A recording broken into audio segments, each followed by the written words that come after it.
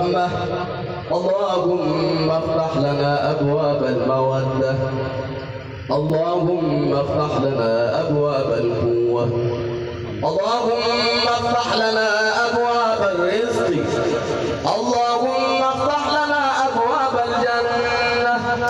اللهم افتح لنا أبواب الجنة يا أرحم الراحمين. يا أرحم الراحمين. يا أرحم الراحمين فرج على المسلمين. يا أرحم الراحمين.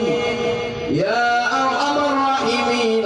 يا أرحم الراحمين فرج على المسلمين وفرج علينا خاصة. ربنا